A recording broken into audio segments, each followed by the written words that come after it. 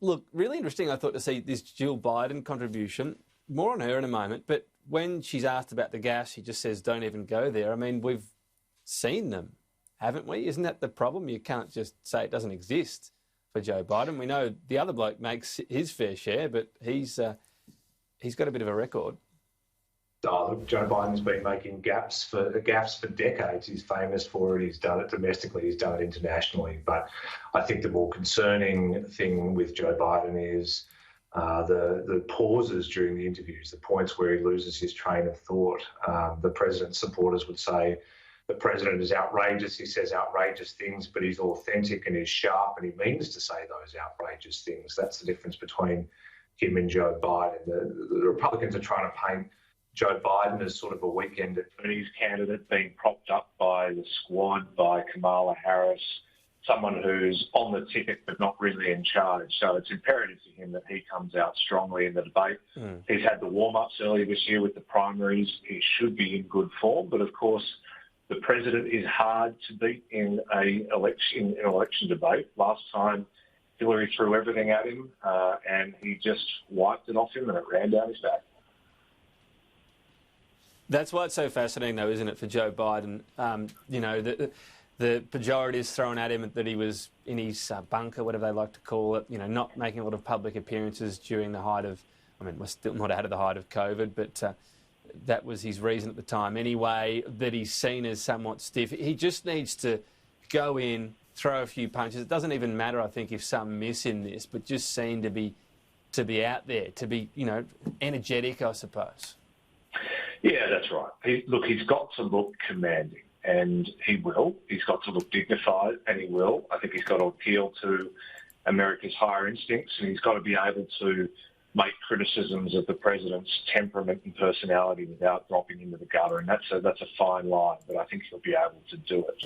I think the other key thing is what issues become the defining ones of this debate. So you saw the topics there. There was a SurveyMonkey poll of Ohio voters yesterday, which showed that twice as many are thinking about the economy and their jobs as are thinking about healthcare and the COVID response. Now, that's not a good outcome for Joe Biden. So as much as the personalities matter in this and the presence, it's also about which issues come out of this debate as being the main sources of difference between the candidates and the ones that voters will be thinking about as they make their decisions. And some of them are already voting. I mean, Virginia is already casting ballots now for the election.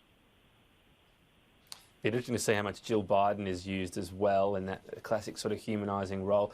One of the issues, though, tax and Donald Trump's lack of paying taxes. He's responded, of course, to the reports out of the New York Times, Donald Trump not releasing his tax reports, his annual tax reports ahead of being elected, of course, in 2016. They were, well, released anyway, if you like. Here was Donald Trump's response to the New York Times report.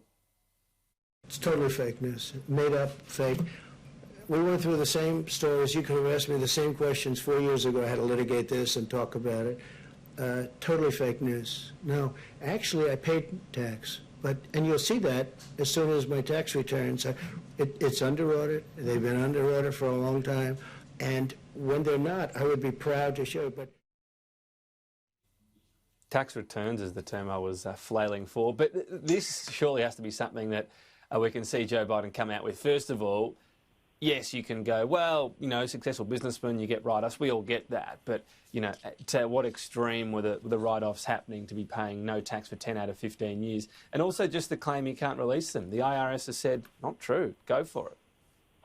Yeah, it's pretty unprecedented. I mean, it's been a convention for US presidential candidates to have their tax records poured over every aspect of their lives, and the president's resisted that. I think there's three key things that come out of this work by the New York Times. The first is that the president is much better at selling celebrity than he is at selling real estate. I mean, $425 million US they assess he made from The Apprentice and marketing of his brand related to The Apprentice, while his real estate deals haven't been so successful. The second thing is just the complexity and the scale of the litigation he's involved with the IRS and the US Congress over a $72 million US tax refund he got in 2014. That is currently sitting for review in a US Congressional Committee on Taxation. And if they rule that that refund needs to be returned, that's going to be an issue, quite a significant issue for the president financially. And the third thing is it paints a picture of these golf resorts as extraordinary loss-making ventures, and it puts into context decisions like the selection of President Trump's Doral Golf Resort for the G20 leaders meeting, I think it was. There was an outcry over that, or that decision was rescinded, but he's lost $160 million on that golf course, and so it helps you to understand why perhaps his administration wanted to steer a big, high-profile leaders meeting to that venue. It also shows the relationship between the president and his children and children-in-law, how they're on the payroll. It's a complex picture. We haven't had a president quite with business interests like this. I think the public has a right to know how his personal finances might impact his public decisions. Just finally and briefly, looking at the polling, look at the Real Clear Politics average. So many polls over in the US. It's probably the best way still of looking at things, to take this average right across all these various polls, and it still shows for now pretty good news for Joe Biden. You can see solid leads in a lot of these battleground seats. The issues we always factor in here is, the late swings that happened last time, and that silent Trump vote. But when you look at Wisconsin, Pennsylvania and Michigan, all at more than 5% the lead at the moment. Yeah, and look, the interesting thing about some of this polling is in the swing states, you look at Arizona and Florida where the margin is quite tight.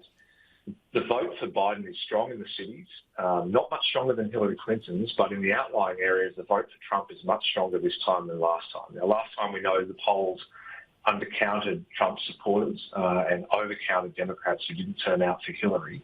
But it's close enough that it's still a race. I think Biden's dropped down from where he was before. The debates will wake everybody up to the fact that an election is on. People will start to focus on this in those states. Pennsylvania, I think, still is more likely to go to Biden than to Trump at this stage. But Florida is going to be an extraordinary one to watch. I mean, there were so many people thinking that Trump might have even gone to the extent of choosing a Supreme Court nominee from Florida to shore up the vote there. But we'll start to see, I think, the impact of the debates on these polls in the next few weeks, and that'll give us more of a sign of where this is all heading.